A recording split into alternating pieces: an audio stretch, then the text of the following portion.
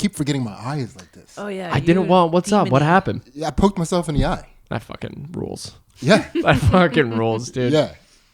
It was one of those situations where somebody was like, you know, For someone who I've known for so long to be confident in their bodies and have total and complete like master of that domain. Yeah. To be like, I poked myself in the eye. That's what it was. It was like I was bragging. I was like, "Who's the least clumsy guy on earth?" Yeah. That rules. That rules. Yeah. Wait, so that's legitimate. How did you?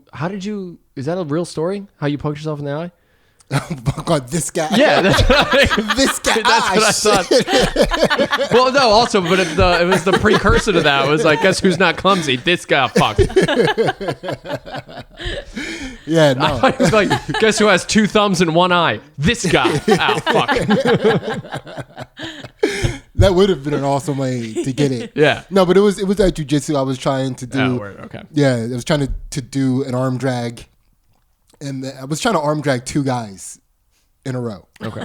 Because we were playing a game where one guy was kind of bodyguarding another guy, and I had to remove something from the back of the guy behind him. We were playing tail tag. Yeah. I was trying to make it sound I was just sitting there. the I was like, least palsy. I was like, Sidney, you're confusing jujitsu with flag football again. I don't know how many times we have to go over this. That's basically what it was. It was like flag jujitsu, Right. where one guy was like behind another guy and had to get through this guy to take the flag off the other guy's back. The Right. tail. The tail. It was a tail. It was a belt that was in his belt that looked like a tail. Okay. And I had to remove it. So my plan was I was going to arm drag the first guy and then arm drag the second guy. And when I arm dragged the first guy, I took my hand out to get to the second guy, and I poked myself in the eye. Okay. Now, when that happened, did everything kind of stop and you guys had to regroup? Nah, I kept it moving. Okay, good. Yeah, because I had a pretty good position. Okay, good. You know, I just love the idea of you like training to be in a fight, and then you get in a fight and you poke yourself in the eye. You're like, all right, hang on, wait, stop. Ow, Fuck. Ow. No, I get after it, man. Like I don't stop if any weird bumps and bruises. Like people knee me in the face and stuff, and they're like, "Oh, I'm sorry." I'm like, "I didn't stop." Yeah. Let's go. Are you? I mean, I assume you're also an accomplished jujitsu. Well, I'm sorry, jujitsu. My bad. I did. Yeah. Sorry. It's okay. She is the accomplished jujitsu. I do it. She competes. And Nice. She brings home all the accolades. Like I don't. Like I just poked myself in the eye. I assume you're also accomplished. I poked myself in both eyes. Yeah. That's a very advanced technique. Yeah. So do you guys square up? Mm-hmm. We put some matches on Instagram and stuff. Oh, okay. Yeah. All right. I did see that. Do we square up? You guys, I don't know, dude. That's what we called it in Kempo karate, dude. I don't know what they say in jujitsu. Square up. You think that's your last pancake? You think that last pancake is yours? How about we square up real quick? Yeah, I don't know. Yeah. That's kind of like the healthiest thing I can imagine, though, is that you guys are like getting a little tiff and you're like, you know what? Let's bring out that weird thin blue mat. How healthy? Do you hit your wife? That's what that question is. You can hit your wife as long as you're wearing a gi, dude. Yeah, I think that is absolutely a technicality. It might be. That's what I would do. This is so bad. Yeah. But like, if you were ever in an abusive relationship and the cops get called, you just make her put on a gi and you put on a gi, and then they show up and you're just like, hey, look, man, tournament's next week. We're just practicing. I mean, you don't, dude. I think that's an extremely abusive relationship where if you beat up your wife and then change her clothes. Yeah. It's like, holy shit, dude, calm down. You can just be wearing the gi. So, all right. So, Lou, so one of the things that we've been doing before we start the podcast is we've been doing taking like a couple meditative breaths. Okay. All right. Do you meditate at all? No, not at all. All right. So we're just going to take a couple of these meditative breaths. Okay. And Ansley has a technique. You want to describe your technique? We just trace the outside of the box. So we're going to breathe in for 4 seconds, like slowly throughout the 4 seconds. Hold it for 4 seconds and slowly breathe out for 4 seconds and then hold it. we'll do that like 2 times. Okay. Do I have to move my finger? No, I enjoy being autistic. Okay. All right. Okay. I was a little nervous coming here today. I was like, I don't know if I'm ready for this. And you're like, shapes. I'm like, I can do shapes. Let's go. You can hold your steering wheel if you want to, if that helps. Honestly, that might help. All right. So we're just going to breathe in, breathe out. Yeah, I'll do a count for us. All right. Ready? So breathe in. 1, 2, 3, 4. Hold it. Breathe out. Hold. Breathe in. Hold. Breathe out. Hold. And we're ready. That easy. Damn, dude, I'm fucking horny right now, dude. Oh, yeah. Let's go, dude.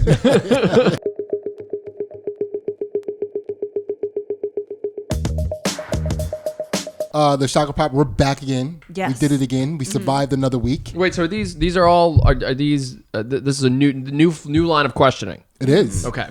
Yeah. Question number 1: who the fuck do you think you are? Yeah. No. Absolutely new questions. Lou is a returning guest. Again, our guest is Lou Misiano. No, none other than the Lou Misiano, by the way.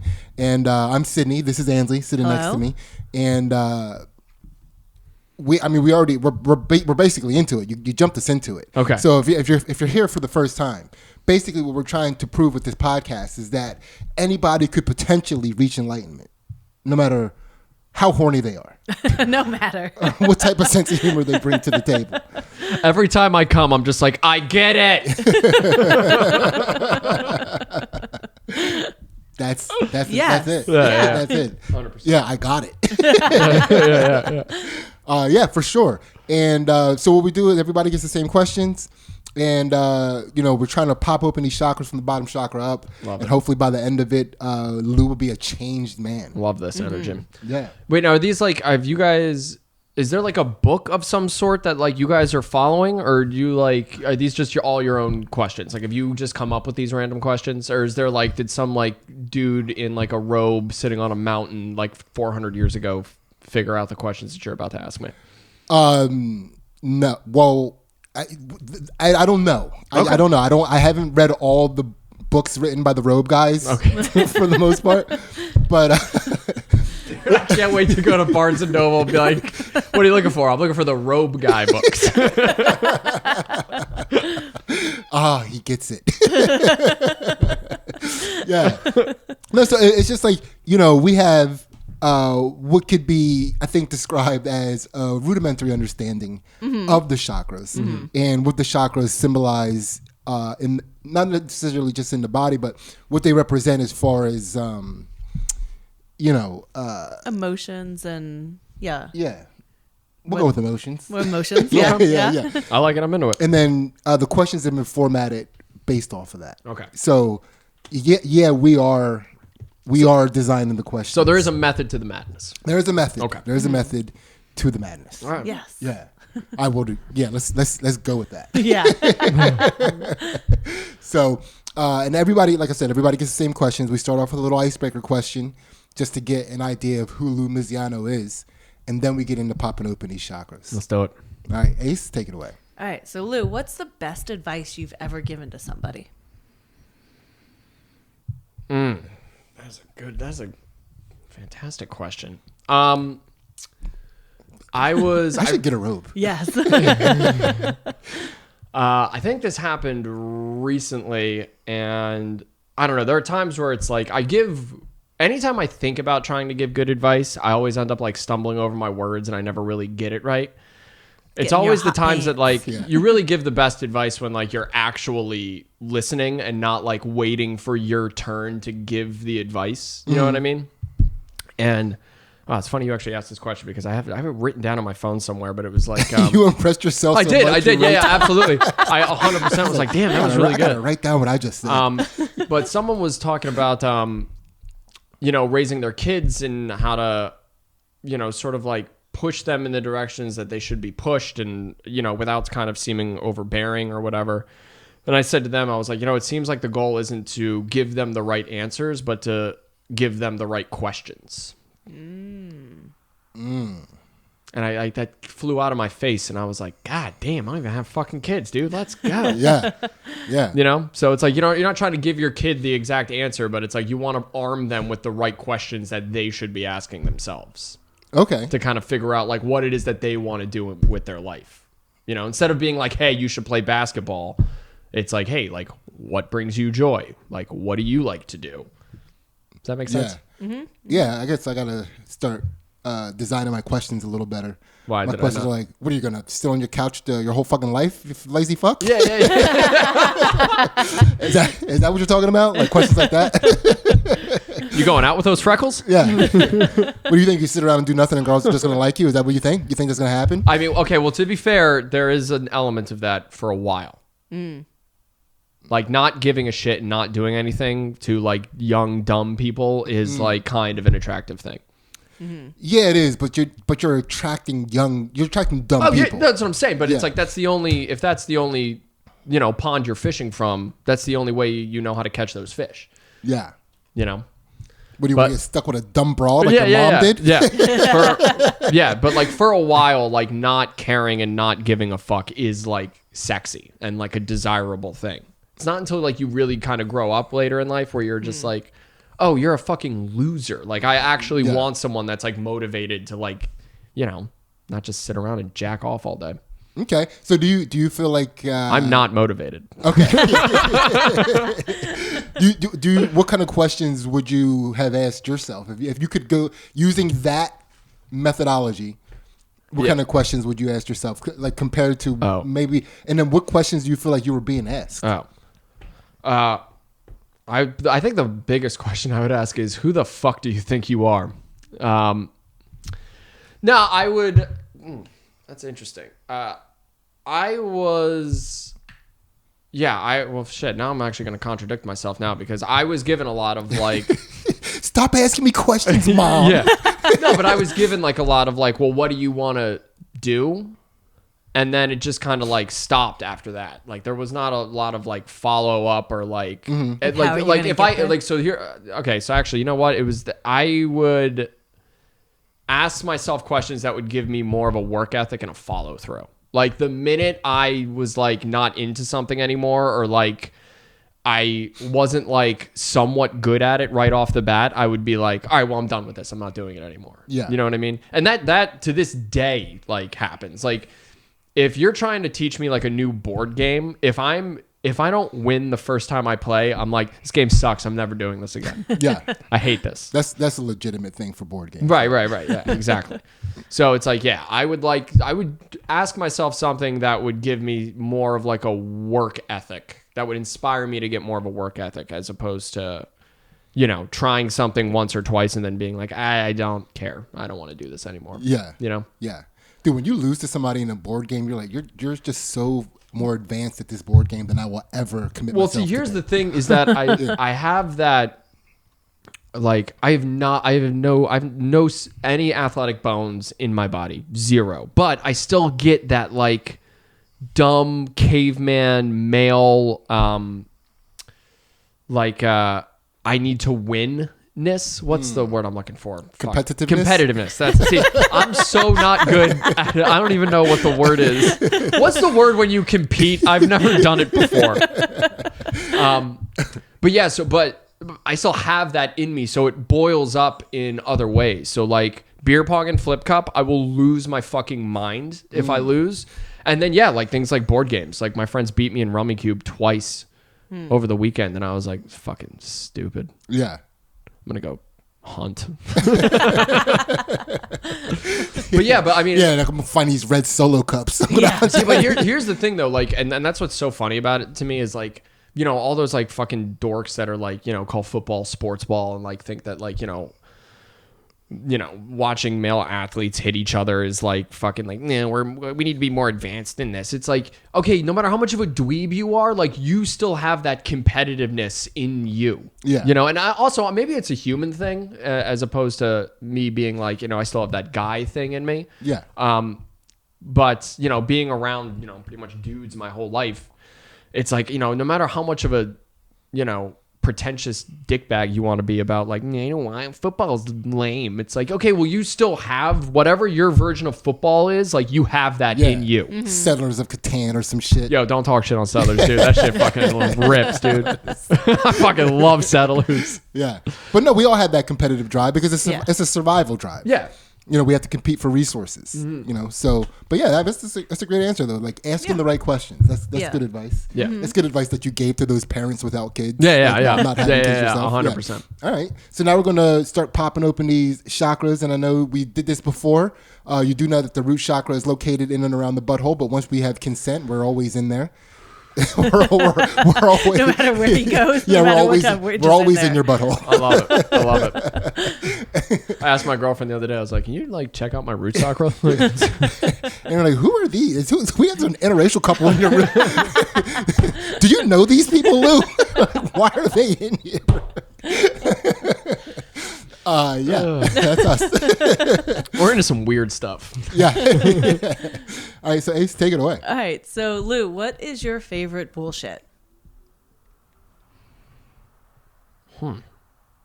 Can I just? I'm assuming I could just interpret this. However, Yes, yeah. that's what we'd like. my favorite bull. Oh, okay. You know what it is? It's my like whole shtick while I'm waiting tables. Okay. Yeah, like all my like jokes, all my entire arsenal of bullshit. I love it, dude. Dude, I like walk away from tables where I'm just like, I'm fucking so good at this. What's your like go-to? Like you just charm the pants off so old many. ladies? I have so many. All right, so the first one, let me think. The first one's like a classic, but I have my own little tag on it. All right. Okay. Which is, it's a middle-aged woman's birthday, and you bring them, cake with the candle, and you say, happy 25th birthday. Classic. Everyone knows that. Yeah. Okay, but where I mix it up a little bit is they'll be like, oh my God, you're so sweet, blah, blah, blah. And then I'll look at them and I go, I work for tips. I know how to do this. And then I walk away. Kills every time. Kills every time. Although I will say I can't stand. It doesn't get me tips. No. I do very well. But you know what I can't stand is like when it's like, if it's like someone like in their 50s, right? And I'll drop it and I'll be like, happy 25th birthday. And they'll be like, excuse me, it's 21. I'm like, okay, cunt, relax. Okay. We already know I was kidding, right? Yeah. You look like a handbag. Okay, shut the fuck up. I'm the one doing the jokes here, bitch. Yeah. So that's a good one. If I get complimented on my service, I'll say, thank you. If you drop out of college, you can be a good waiter too someday. That's always a good one. Do you find yourself like laughing funny when you're like, Sometimes, yeah. Like, does it, like, yeah. overtake you? Absolutely. Which bothers me. But I mean, that's almost like that's all, like, dude, like the dumb fake laugh is almost like an evolved trait I feel like we have now. Yeah. It's the people that use it when nothing funny was said that I'm like, what the fuck are you doing? Okay. Which is weird, but yeah, sometimes I'll, you got the whole point of waiting tables is to be a ham. And is to be a ham and to serve ham. So I am. He works at Hammy's. Yeah. So yeah, I'm like built head to toe for it.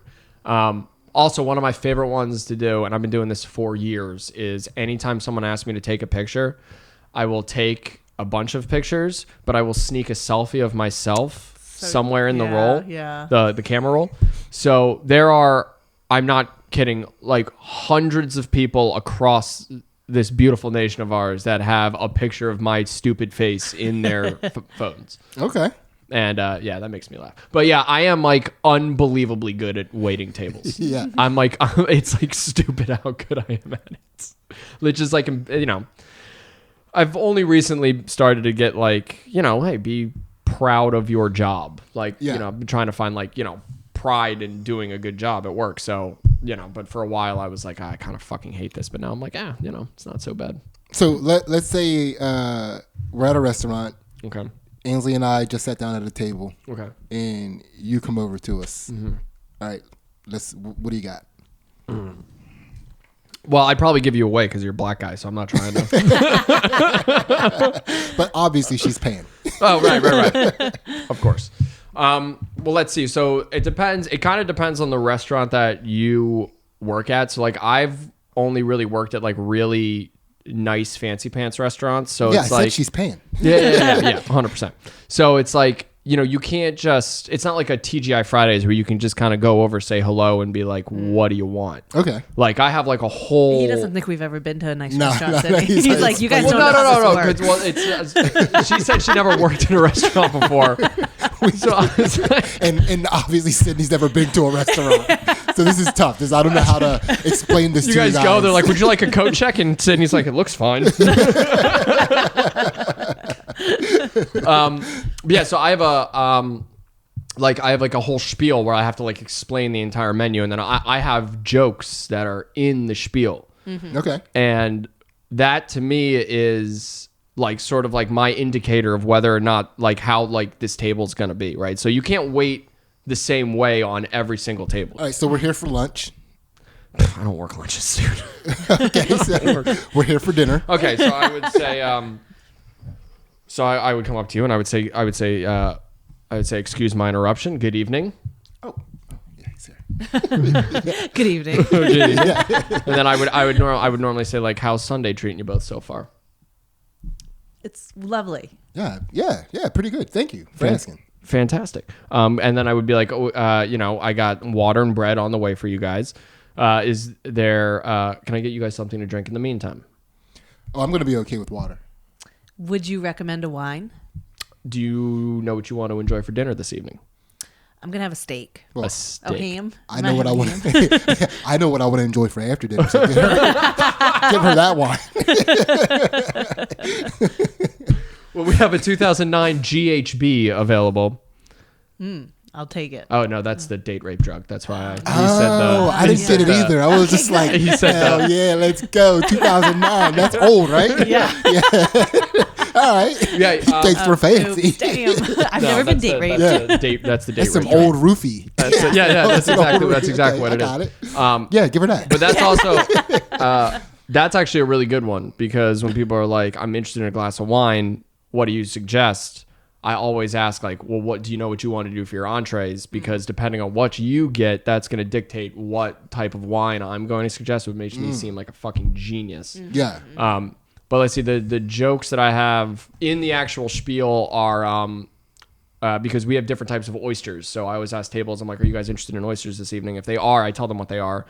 And if they're like, we're not interested, I always say, well, that's great, because I just forgot what they were. So that works out for both of us. And everyone's like, he's good. He's funny. He's a funny one. Nice. Yeah. So I would probably say my favorite bullshit is definitely my restaurant spiel. There's actually once we had a lady come in she got to eat for free because she was doing some kind of promotion on social media for us. She worked for a radio station. I can't remember what the hell her name was, but she was very cool, very sweet. And in this night, I was working with in a partnership. So sometimes it's kind of up to you guys. Normally I like to work alone, but like depending on the situation, it behooves you to work with another person. I work alone. Yeah. So I was working in a partnership with my buddy, and so all her food was free. So she's stuffed, so she didn't know if she wanted dessert or not. And I was like, well, why don't you order? As a joke, I was like, why don't you order dessert, and then I'll just eat it in the back. And she was like, oh, all right, great. So we brought her out a chocolate cake. We come back, check on her a few minutes later. She has one bite out of the chocolate cake, and she just goes, this is for you guys. So I start hamming it up, right? I just go, oh my God, a chocolate cake. What are we going to do with this? I guess we'll just have to throw it away. So I take my buddy in the back and we start eating the chocolate cake. And he's like, oh man, I can't believe we got this. And I go, oh my God. I was like, dude, take a huge bite of that cake. I'm going to do the same thing. And we're going to go back to that table with the cake in our mouths and start talking to this lady. And he goes, dude, are you sure? And I was like, no one's ever asked me that before, because every time I do bits in the restaurant, it's only just my own brain being like, what do you mean, am I sure? I'm like, yeah. So we do it. We go back over to the table. We're just like, whoa, whoa, whoa, whoa. Kills. It murders, right? We're on our way back to the side station, and I grab him and I go, if you ever question me about doing a fucking bit table side again, I will kill you. And he was like, fair. That's fair, dude. I was so amped up. Yeah. I was like, you sell wine, I'll do bits, fucker. Oh, yeah. That's fun. Yeah. But yeah, and it's also, it's like, you know, especially in a, you know, especially when you go out to a nicer restaurant, one day you guys will. But when that day comes, you know, whoever your waiter is like an integral part of your evening, you know?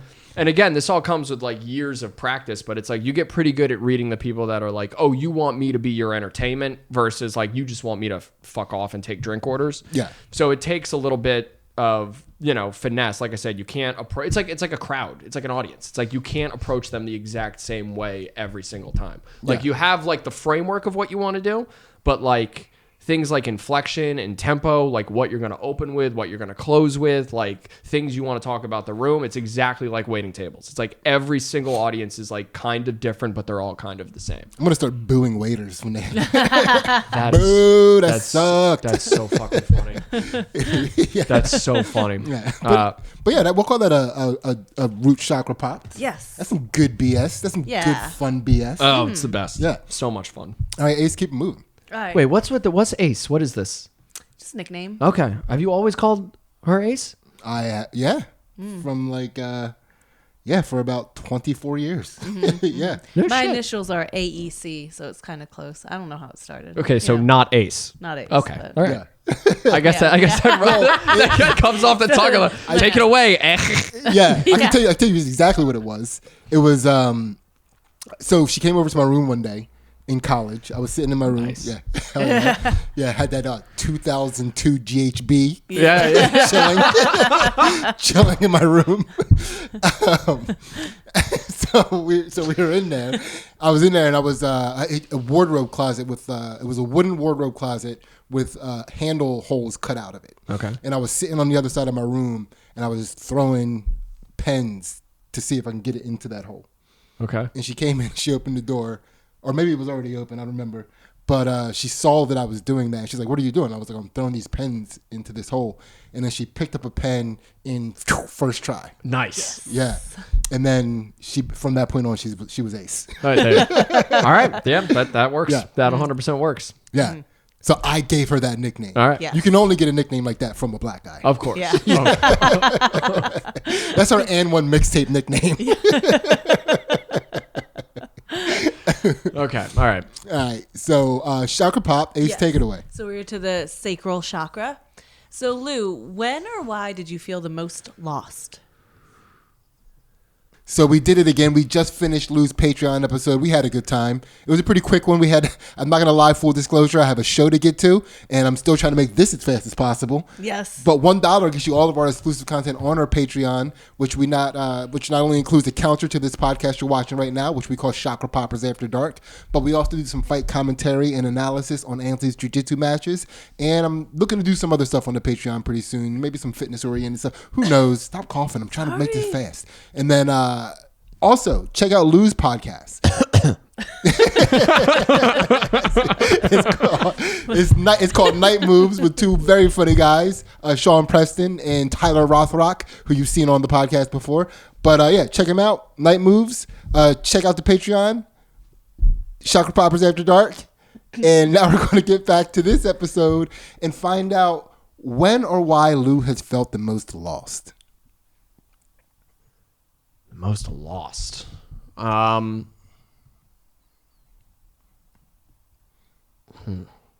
could take this metaphorically, but I'm actually going to take it literally, like a time I actually felt lost. So I was in my neighborhood, which is like a huge sprawling like suburban neighborhood. Like it started with this one, and then as like the years went on, like they would just lop off giant parts of this forest that we were all living in and just kind of build like giant McMansions everywhere and shit. Mm-hmm.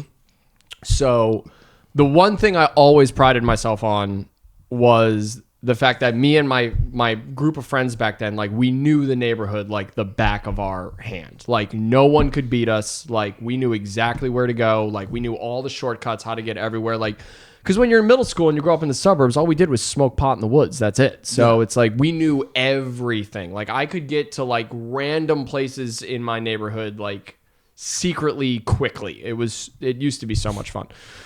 But anyway, so I was on this one path that there was a shortcut through the woods, and it would bring you out onto my side of the development.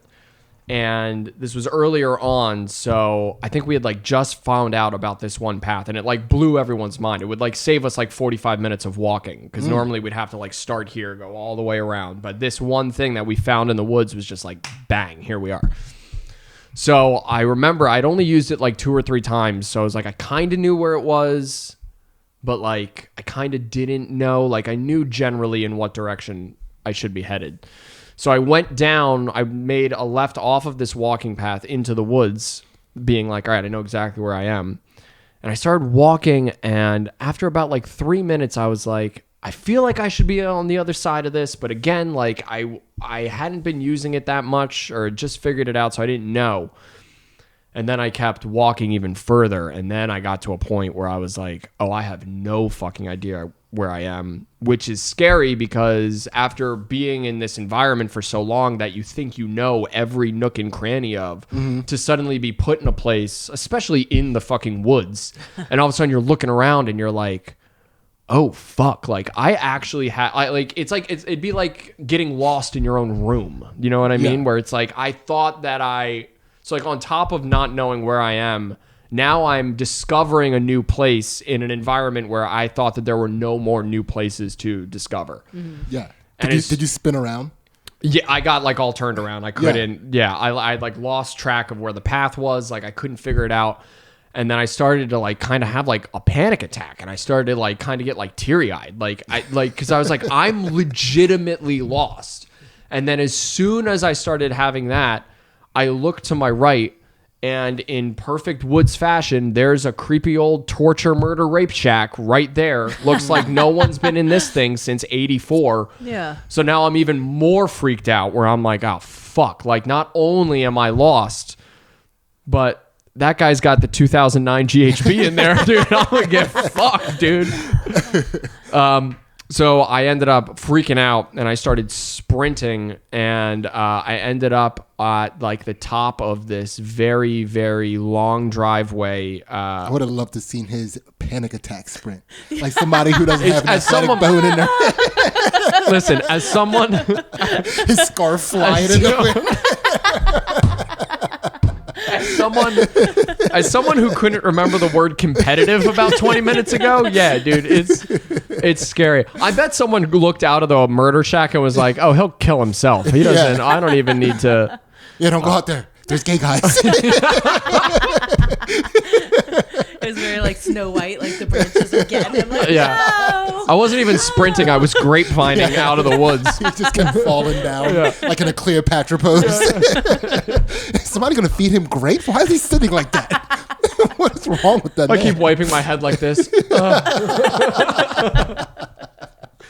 Anyway, I ended up at the top of like this very long driveway, and there was a house there, and I was like freaking out. So I just tore down the driveway, because I was like, at least this driveway is going to lead to a fucking road. And as soon as I got to the end of the driveway, it spilled me out right on this intersection where I knew exactly where I was. I'd like passed that long ass driveway a million times and thought to myself, I wonder what's up that long ass driveway. So yeah, that was like the most lost I had ever been. And it was fucking scary. Yeah. It was fucking scary. Dude, being lost is not a fun thing. No. Andrew, when he was sprinting, what sounds was he making? 1, 2, 3, 4. 1, 2, 3, 4. I have in my mind what sounds like. Let's hear it. Yeah, you go.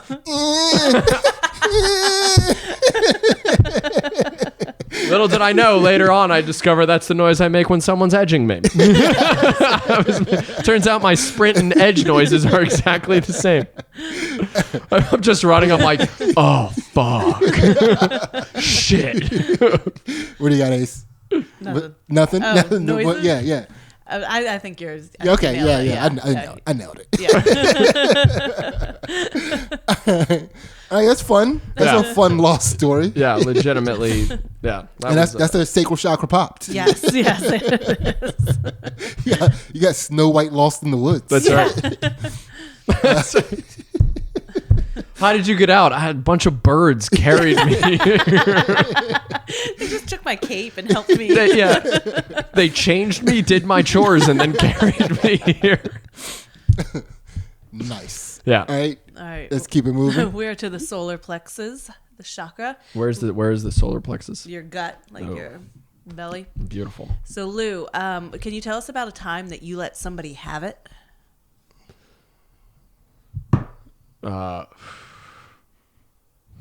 This dick. Oh, yes. Oh my God. Yes, I can. Holy shit. This was at work. Oh my God. I can't believe I get to tell this story. All right. So I was at work, and so I'm like the least confrontational person on earth. Like, to a point that even if I'm like getting into an argument with someone, like, I will, like, I can put myself in someone else's shoes so well to the point that, like, I will not stand by my side of the argument. Like, no matter what happens, like, the way my brain works is always like, I'm an asshole, right? He Bugs Bunny argues. Yeah. Rabbit season, duck season. But it's just me. So I will, like, always find a way, like, my brain will always find a way to, like, make me wrong about whatever I'm doing. I know you cannot relate to this, but that's just the way my brain works. So anytime I get into an argument, or No, I think you're wrong all the time. thank you, I absolutely can relate. yeah, you're not wrong. So it's very rare in life that, like, I will, like, stand by whatever argument that I'm making, right? So because it's just not, I'm not good at being mad. So I was at work. This was a few weeks ago. And I went down. I would love to see a non-competitive person throw a temper tantrum. Yeah. He's never thrown anything in his life. No. Oh man, that's a great diss. You couldn't even throw a temper tantrum. Yeah. I like that. It wasn't an accident. Yeah. So anyway, I had put it was New Year's Eve, actually. I was working, and I knew I was going out drinking later, so I brought a sandwich with me to work, because now that I'm in my 30s, it's like, if you're going to go out and party, it's like, you got to prepare. You know, I can't just chain smoke cigarettes, go out and drink all night. So I brought a sandwich to work, put it in the fridge. About halfway through my shift, I come down, and I'm looking, and my sandwich isn't there. And I'm like, what? I'm like, did somebody move it? So I started looking at everybody, because we have a side station. We have one side station where everyone kind of, like, you know, hangs out. So I looked at everyone. I'm like, did anyone see a sandwich back here? And the service bartender looks at me and he goes, "Are you kidding?" And I go, "What?"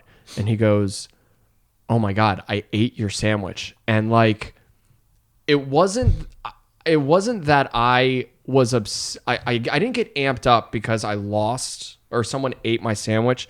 I got really excited because my brain was like, I finally get a chance to be mad, and there's no way for me to, like, flip it so it's my fault. Like, this is 100% your fault. So I looked at them and I was like, are you fucking kidding me? And I said, you guys are cunts. And then I left, and I was so excited that I got to be mad out loud without it being with no fault of my own. That's 100% your fault that you made me mad. And dude, it kind of, like, made my week. I was, like, thrilled. Anyway, turns out what had happened is my buddy had a sandwich there left in there from the night before. The bartender asked my buddy, "Do you have anything to eat?" My buddy was like, "Yes, I have a sandwich in there," not knowing that I had already put a secondary sandwich in there. Secondary sandwich. There was a second. So the lesson here is always bring a tertiary sandwich. But they ended up buying me like a cheesesteak or something, so it was fine. But you know, it only lasted, like, you know, however, you know, 10 minutes maybe. But you were righteously mad. But dude, I was righteously mad, and it wasn't my fault. Yeah. And Yeah. like I never get that ever. So it was just like a crazy cathartic, like, Awesome. I guess I won't blow something up later. But you stormed out of the room? Oh, yeah. I called everyone cunts. I said, are you fucking kidding me? And then I stormed out of the little side station and went upstairs because that's where I was working. I guess he can throw a tantrum. I can. It wasn't even yelling. It was more like just like, you guys are cunts, and then like left. And they felt very, very badly. They even, one by one, they would all come up to me and they were like, dude, I'm so sorry. And then I was like, once I found out that the second, you guys are cunts. It's not fair. Flip this scarf and walked out of the room. They found me at the top of the stairs on the phone. My mom was like, they ate my sandwich. My mom's like, what have I told you about tertiary sandwiches, honey? So yeah, being able to get mad at someone eating my sandwich was the last time I let somebody have it. All right. Nice. I don't get in a lot of fights. It's not my forte. Yeah. Well, I never. Yeah, I like it. Well, this is a bee in my bonnet, guys. Yeah.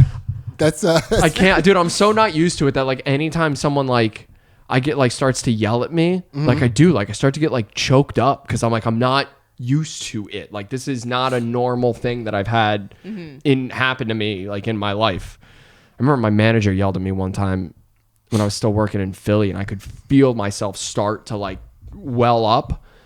And eventually I was like, bro, it's like you're 26. It's like people are gonna yell at you sometimes. You got to get over this. Yeah. It's not a big deal, you know? Now, so I try to like approach from the mentality of like, oh, what are you going to do? Yell at me? Like, Yeah. fuck off. What kind of sandwich was it, by the way, if you don't mind me asking? Ooh, it was roast beef, provolone cheese, and some horseradish cream. Sounds like a good sandwich. And you made that sandwich? Fuck no, I bought it. Oh. I bought it. It would be worse if you like were spending the time to like make that sandwich and somebody ate it. That's tough. That would have been hilarious. Be like, I slaughtered the cow for that roast beef. All right. I like that. Yeah. So that was the last time I had good someone. one. Yeah, that's a good Let one. someone have it. Yeah. It's a chakra popped. Yes. He called he was mad at one person. He diluted the anger amongst all the people and then left the room. Well, there were two people involved. The person who said that he could eat the sandwich, and the second person who actually ate the sandwich. Oh, somebody actually gave your sandwich away. Right, exactly. Not knowing that the sandwich was, it was all a hilarious misconception. But still funny. Yeah, it's pretty funny. Yeah. It's pretty funny. And that's a chakra pop. That's a solar plexus chakra pop. Yes. Ace, keep it moving. All right, we are to the heart chakra. So, Lou, tell us about your deepest heartbreak. Well, one time When he ate that sandwich, too.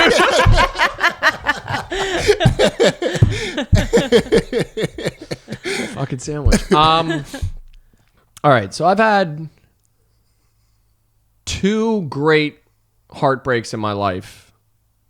I would probably say the first one was worse. I don't remember if I told this. Do you guys talk about relationship stuff in the first set of questions? Only if you take it there. Yeah.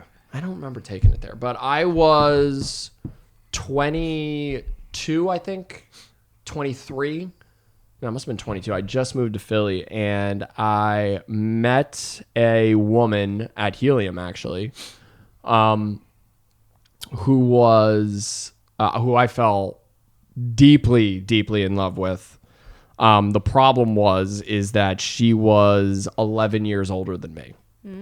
So we tried very hard to kind of look past the age gap. But I mean, especially like 22 to 33, it's like you might as well, that's like a 20-year age gap. It might as well be. You know what I mean? Like, at that point, especially, because women, when they kind of start to hit like their early 30s, they start to be like, like I don't necessarily want to get married or have kids, but whoever the next guy is needs to be a contender at least, or like a serious thing. And I don't mean to paint with broad brushstrokes. This is just the experience that I have had. So a lot of I had opportunities to date really cool, pretty nice, awesome people. But like I discovered that really what a relationship is, or falling in love is that your heart and your mind need to be on the same page. That's the whole thing. Your dick too, or pussy, whatever. But normally it's your heart and your mind. They all got to be on the same page. So every girl that I had met before meeting this one was always my brain coming up with like a list of reasons of being like, you know, this is why, like, she's cool, she's pretty, she's fun, she's funny, all these things. And my brain would create this list for me, but then my heart would always be the one that's like, dude, I don't know what to tell you. Like, it's just not there. I just don't feel it. And that was my experience for a long time until I met this woman, where for the first time in my life, the opposite happened, where my heart was the one that was like, dude, look at all of these reasons. This makes sense. And my brain was the one that was like, I don't know what to tell you, man. Like, just logically, like, this does not make sense. Now, in retrospect, like, you know, I was going to say, could we have made it work? Maybe, but like, we legitimately tried. Like it was the first time in my life that I had really felt that like life is not fair. You know what I mean? Because it's all, I mean, it's true. It's like, you know, it's a corny cliche, but like, it really is all about timing, you know? Had I been 5 years, you know, older, or her 5 years younger, like, who fucking knows? But yeah, like, and we tried really hard. Like, there was a while where like, she was like, I can't make this work. And then like for a while, we were on and off for like, I don't know, like 2-3 years maybe. But yeah, we would both try to make it work. And then like at the end of the day, it's just like that age thing, like kind of just kept coming back, and like in ways that like we planned for, and in other ways that we didn't plan for. And it just was what it was. What kind of ways did it come up that you didn't see coming? What age gap thing was shocking? Let me think. I guess maybe because I was young, like the kids thing was a lot, or like the concept of getting married, you know, because when you're that age, it's like, that's not even a fucking, that's not, you don't even think about that. Like, no one's doing that. Like, to this day, and I'm sure this joke's been done a million times, but it's just like, you know, I'm at that age where people are like, you know, I'm pregnant, and I'm still, there's still a part of my brain that's like, what are you going to do with it? And it's like, we're going to keep it, you fucking psycho. We're in our 30s. It's like, oh, right. Of course. That's the thing you do. So yeah, it was just a lot of, you know, me being naive and not understanding, you know what I mean? And also, you know, there was a lot of my own self-doubt going on, because, you know, she was a very, you know, she had a great career, like knew exactly what she wanted, you know, and I'm like a dumb fucking, no 22-year-old is smart. Like, you know, I was a fucking, you know, I was running food at restaurants, like trying to get into comedy. Like, I had no fucking idea what I was doing. So yeah, that became that at the time, like that, I was like, my heart was like, we will never get over this at all. You know, the nice thing about heartbreak, though, is that, like, you know, when the second one happened, I was more prepared. Like, it sucked for different reasons, but, you know, it's not until after you get your heart broken the first time that you realize, like, okay, this does actually end. You know what I mean? Like, this feeling will go away. Somebody else will come along. Yeah, exactly. But like, when it's your first time, it's like, you have no fucking idea. Yeah. You know, especially so I had dated someone briefly in high school, and that was another time, I guess you could say, I got my heart broken, but like, you know, you really don't understand too. Like, at that time, she was 11 years younger. Right. Yeah. So that was a lot of, you don't realize like how much deeper heartbreak can get. Yeah. You know what I mean? Until like you experience another one where it's like, oh, this is actually causing me like physical pain. You know what I mean? Like, I literally felt like there was like a rock in my stomach. Like, I couldn't get out of bed. You know, I didn't like eat. I didn't do anything. Like, I was just like horrifically depressed about that. Even with the way that ended, like if you could do it again, would you have still 100%. I learned it? so much from this person, and we always managed to Like how to lift with your knees. yeah. What time Murder She Wrote comes on. But no, I don't know if there's been anybody that is fundamentally, like, aside from like my parents. She raised you.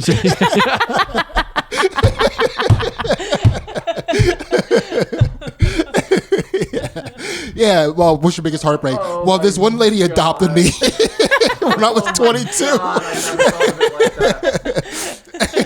Oh, that's so funny. We managed to always like kind of stay pretty close. Then I moved out to LA. We totally lost all contact because I was a monster of a human being back then. And then when I finally moved back, we started to kind of reconnect. And now she's back. Like she's like in the rotation of like, well, we don't talk as much, but like, I still consider her a close friend and An auntie. An auntie.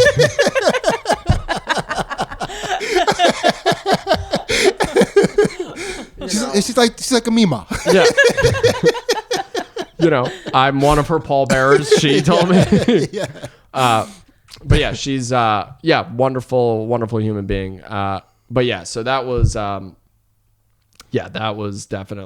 was probably the worst. Again, the second one was also really bad, and that one is still like, annoying to me. Yeah. But that one was I wouldn't have been able to get over the second one or realize what was happening with the second one unless I had gone through that first one, Mm-hmm. Yeah. But yeah. All right. Yeah.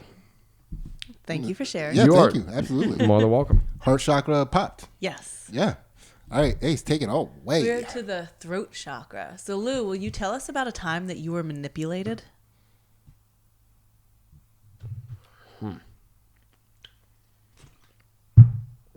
A time that I was manipulated.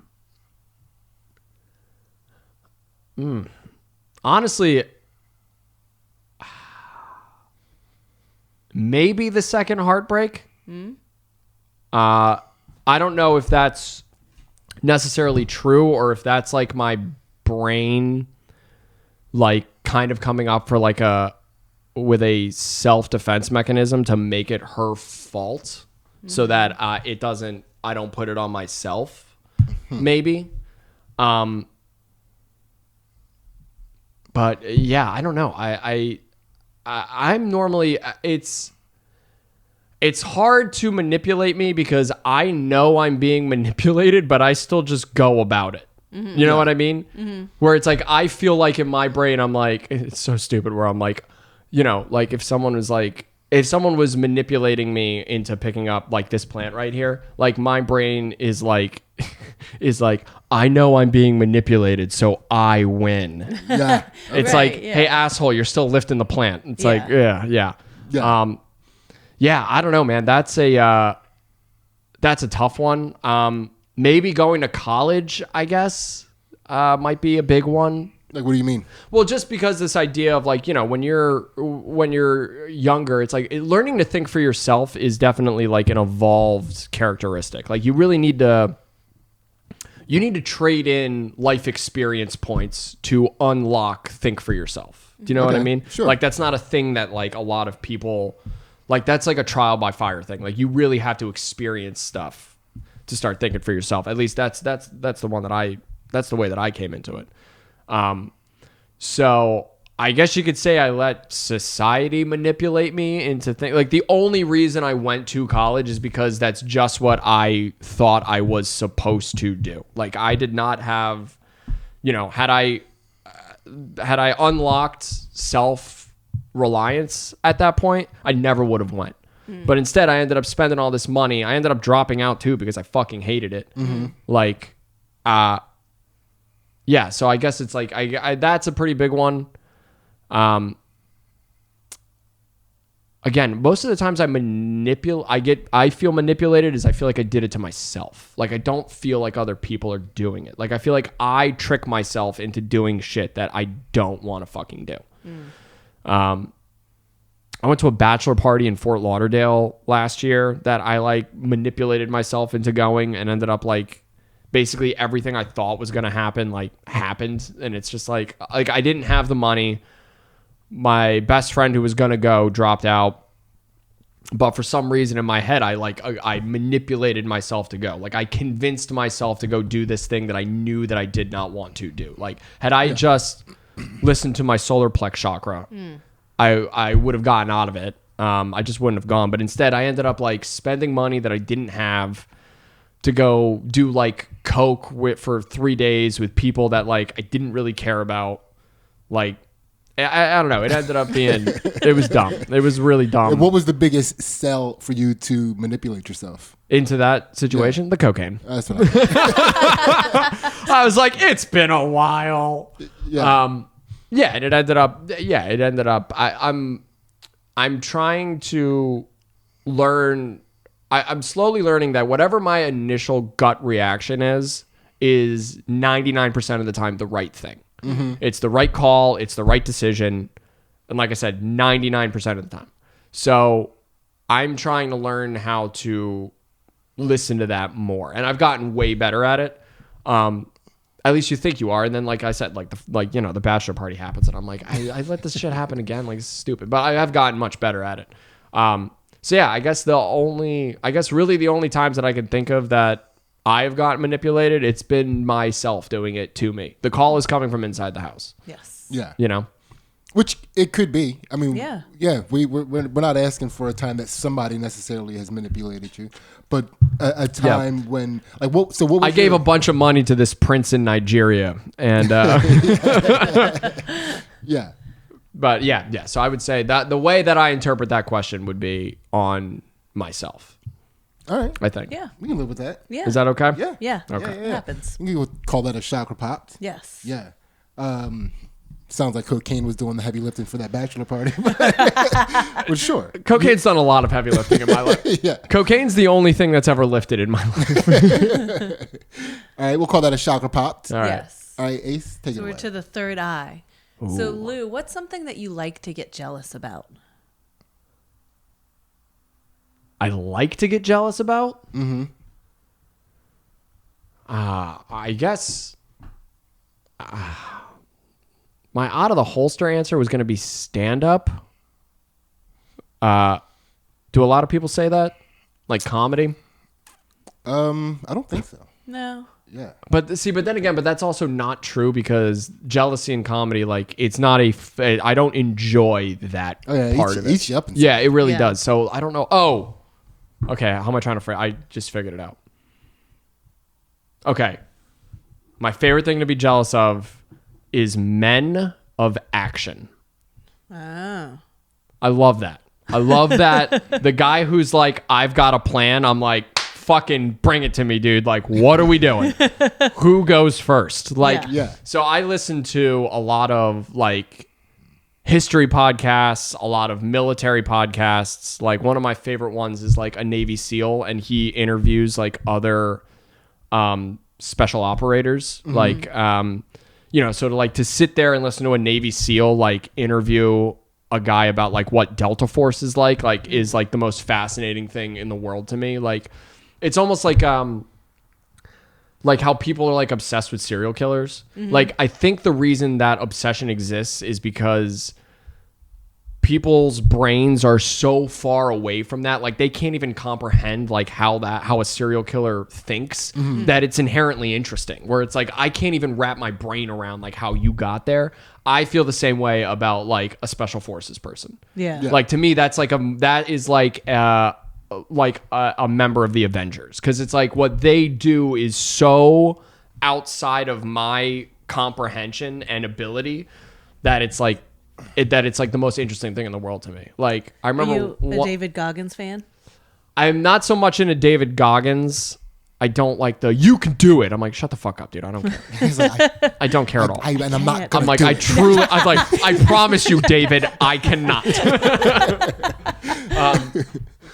No, but I was listening to like Jocko for a while, and Jocko had one of my favorite podcasts I've ever listened to is with a guy named Richard Hayden, who was a Navy SEAL in Vietnam. And they're my favorite interviews to listen to because it's like, people don't understand. Like, this is before, like anytime a new special operations group is like invented, they're basically on their own. You know what I mean? It's basically like, it's not like today where it's like, so you have JSOC, right? Which is Joint Special Operations Command. Those are the people that like dictate what exactly, like, who is going where and doing what.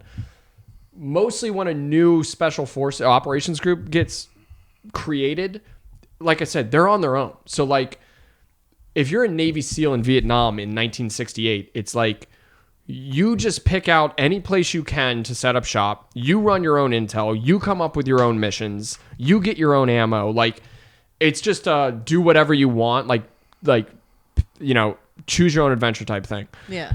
And Richard Hayden had this fucking line in this podcast where he was just like describing the missions that he was going on, and it's just like the wildest thing in the entire world. And he tells story after story after story after story, and then there's just like this pause, and he just goes, yeah, Vietnam was awesome. And I'm like, I want to talk to that guy. Like, what the fuck? He was like, he literally, and like, this will ruffle feathers, but he was like, anyone that got messed up from Vietnam was messed up before they got there. And I'm like, bro, I so don't agree with that at all. But like, can I buy you a beer? Like, tell me everything about how your fucking brain works. Like, I can't even, like, that dude, that just fires me up. Like, and I'm glad those people fucking exist. And like, yeah, it's like, that's a fun thing to get jealous of, because it's like, I'll never be that person. So it's like, I want to hear about all the absolute insane shit that you have ever done. Like, that is the most interesting fucking thing in the world to me. Like, I love that shit. Have you ever tried to become tactically relevant? Yeah, when I was in high school. You like that?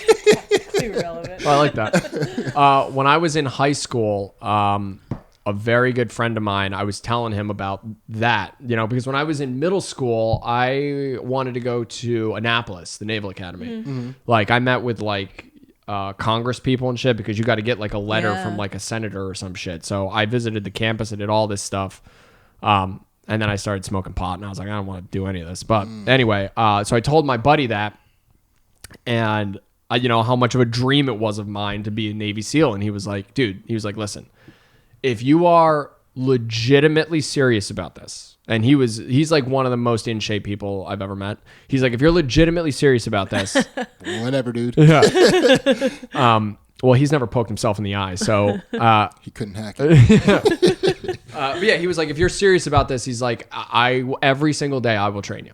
And I was like, bet, let's do it. I made it like 5 days, and I was like, fuck this. I do not care this much. So yeah, so I had to put that dream to bed. But yeah, that was like a huge thing in my life. I wanted to do that for so long. If I could go back and start over, I would do that. Yeah. For fucking sure. Yeah. But it just because, you know, I couldn't do it. It's like that fascination with all of that stuff. You know, like, I'm a walking encyclopedia of like military history. I just think it's fucking interesting as shit. But yeah, so it's like, those guys, like, I like being jealous of those dudes. That's crazy that you had that interest like that long ago.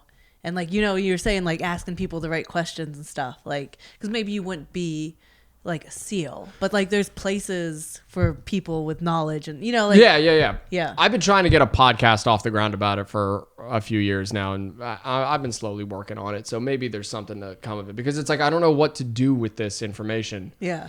Aside from being drunk at parties and being like, you know, SEAL Team 6 hasn't been called that since the 80s, and they're like, all right, thank you for sharing. Also, keep both hands on the wheel if you don't mind. But yeah, I just have all this fucking information. I don't know what to do with it. So maybe one day, I think a podcast might be coming soon, but we'll see. Cool. But yeah, so that would be my answer. That's Men of action. Yeah, men of action. Men of action. It's a great thing to be jealous about. Yes. Yeah, it's fun. Yes. Yeah, and it's also fun knowing that they are out there. Yeah. And you'll never have to be one. No. No, not at all. I'm just like, you know, if the shit goes down, I'm like, brother, just tell me what we have to do. And they're like, we're going to run over there. I'm like, I'm going to die. Yeah. Have fun. That's like God bless America, right? Yeah, yeah. Like that stuff doesn't happen here. We go to other places and they need to be men of action. Yeah. That's the only thing that I kind of get.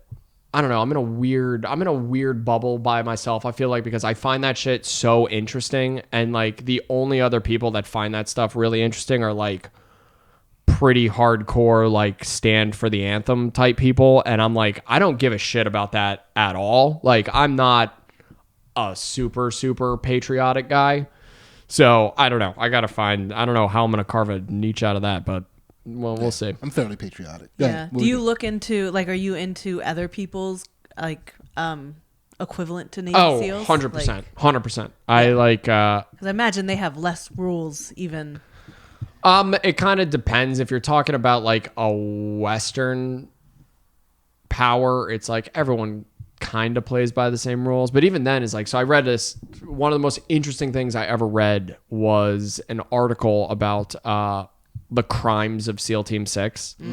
Because even though they have oversight, like there's still a lot of like, you know, hey, you guys are on your own. Like, do what you want. Like. Yeah.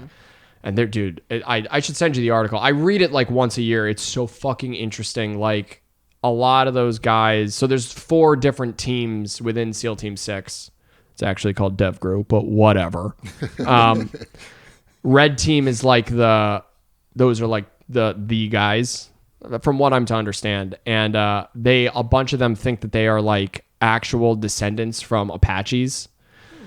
And so one of their team leaders got all of them like these custom made like hatchets that they would like bring into combat with them. And like, there is literally no reason on God's green earth for you to go into a combat zone in the 2000s with a tomahawk. Like, you just do not need it.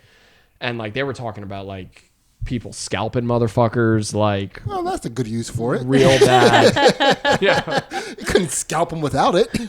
There was one story where they were going to do a hit on this guy on, like, I don't know, the Jack of Clubs or whatever the fuck it is, and before they left, like, as like you know, the guy was like, I want his head on a platter, like, just like, you know, like as a colloquialism. They came back with this dude's head on a fucking silver platter. Dude, it's wild. I was joking. I was kidding, dude. Listening whoa, to a guy, I said that? listening to a guy yell at a bunch of Navy SEALs, I was kidding. It's hilarious. But yeah, I mean, it's a lot of, you know, this is like kind of where I don't mean to go on a tangent here or anything, but like there's a lot of, I don't know where I stand on this, but their whole thing is like, there's a big mindset of like, okay, well, if you guys are going to fight with terror, then like we're doing the same thing to you. So it's like, you want to behead someone on Al Jazeera? Like, guess what? You know, you want to play that game? Let's play that game. And there's like half of me that's like, well, that's terrible. We shouldn't be doing that. And then there's another half of me that's like, I guess. Yeah, I don't really think I have too many qualms with what you do after you murder somebody in combat. Yeah. Like, you're murdering them. Yeah. You know? Yeah. Yeah, I was like, I'm listening to a book about the Silk Road, and they're going through how it was developed, and they had to get through the people of the steppe.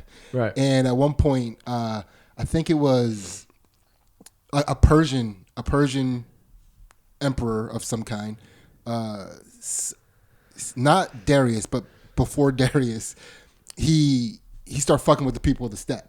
Right. And like, typically people left them alone, but he was like, I think I got him. Yeah. And dude, you don't fuck with the Mongols, dude. Well, it wasn't the Mongols at this time, but it was before. Yeah, it was before the. Okay, it was before the Mongols.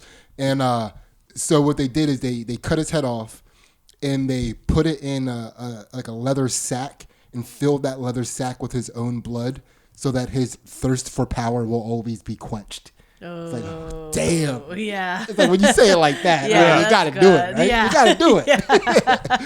Yeah. But yeah, so that's a chakra popped. Yeah. That is a. Sorry, I didn't mean to go on a fucking. No, it's fun. Yeah. I like that stuff. Yeah. That's interesting stuff. And then Ace, take it away. All right, we're at the crown chakra. We did it. So, Lou, what makes you feel the most connected?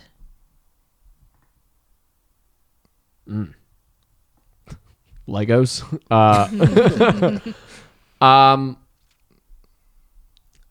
You know what? You know what it might honestly be is talking shit in a green room. I think that might honestly be it. Like, you know, when we were fucking hanging at Magoobies the other night.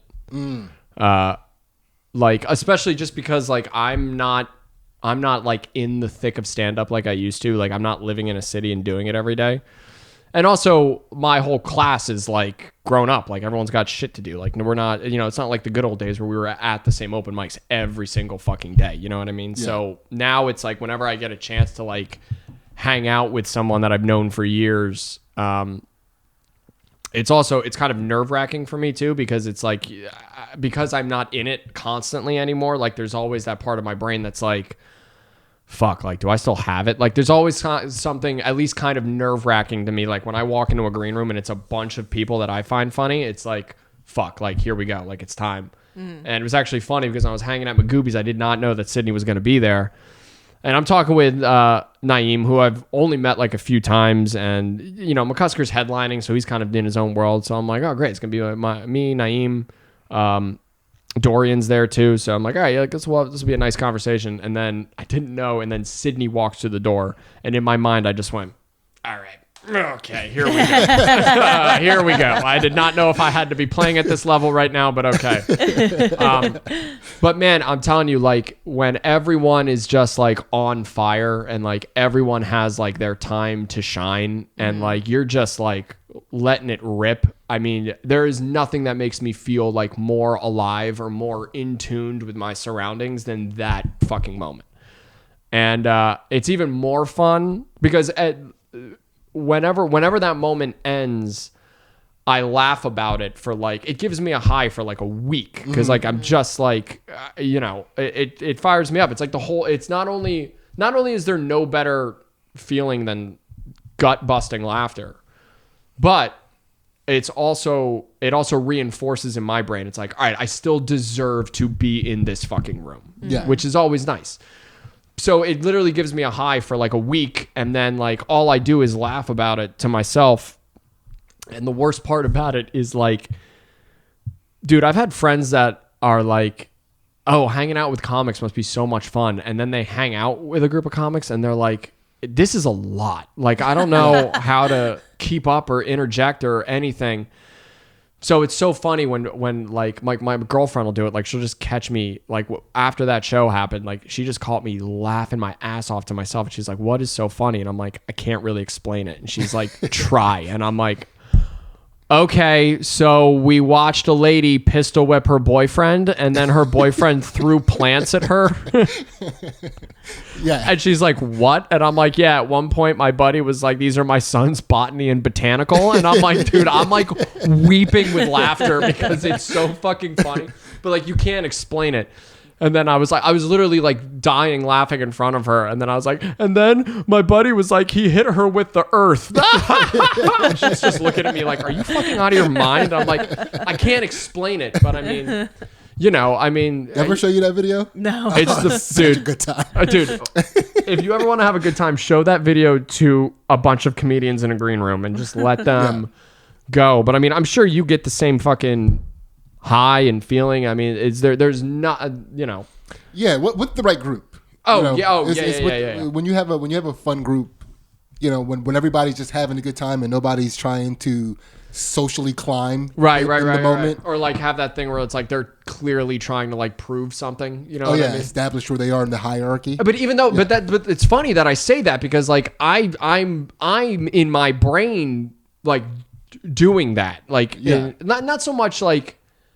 I'm not trying to establish myself in the hierarchy. I'm trying to establish myself with my friends. You know what I mean? So I guess it is a little bit different, but like, especially like when not one person is like controlling the tempo, where it's like, I'm sure you've done this too, where it's like I've been in a green room with people and it's like, all right, guess I'm doing all of the heavy lifting for this riff session. Oh yeah, I'll leave. Thanks guys. This is a lot of fun. Yeah, it's not fun for me. But it's just like that. whole, I was trying to explain it to somebody, and I don't know, maybe I explained it on a podcast at one point, but it's just like, it's like you take it here, someone takes it here, and it's just this constant go, go, go until somebody says something and everybody dies and the whole thing breaks down, and then you start again. It's just bang, bang, bang, bang. It's like, like everybody needs a reset. Like, exactly. I need to breathe. Can we just all just shut up and look at our phones for a second? Yeah. And then somebody says something, and then it's just boom, boom, boom, boom. Yeah. And it's fun to do that too. Like, obviously with you, we've been doing that for years, but like, it's also nice too to do it with someone like, Naeem, who like I had met only a handful of times, and Dorian too, who like I know more than I've known Naeem, but it's so fun to like, also have these moments with new people, like people that I've not had this with yet. Yeah. It's the best. It's like, it's the best high, especially when it's like, it's a total lesson in trust. It's like trusting yourself. It's like your brain, you don't have time for your brain to be like, this is funny, say this. It's just your mouth being like, bang, I got this, I got this, I got this. And it's the best. And there's nothing better than making, the people that you also respect laugh their asses off. Yeah. Like, dude, that was such a fun fucking night. I had such a good time. It was a good time. Yeah. It was a good time. And that's, and Louis did it again. Yeah. Chakra popped. Boom. Crown chakra pop. Boom, baby. How do you feel, man? Horny. We did it. Yes. We did it. Yeah. And so I hope you guys also feel horny out there after experiencing hanging out with us for the time that it was. And you can have more of that because we're about to hop into this Patreon. $1 gets you all of our exclusive content on the Patreon. We have the counter to this podcast, which we call Chakra Poppers After Dark, where we're going to enlighten Lou's shadow self. And we also do some fight commentary and analysis on there. And I won't do that. Yeah. I promise you I will not do that. Yeah. And I forgot to even mention that we're going to add a feature where you can start giving us answers to some of these questions, and we'll start giving those. We'll riff on them on the podcast with our guests and stuff. We'll have a good time with that. So yeah, anywhere, any social media on the Patreon, you can give us answers, and we'll answer it. Lou, you have something to say? Yeah, real quick. I have a podcast called Night Moves. It's literally 3 of the dumbest people you'll ever meet in your entire life, just talking about shit. Sidney did it. Yeah. It was a good time. So if anyone's interested, check out Night Moves. Yeah.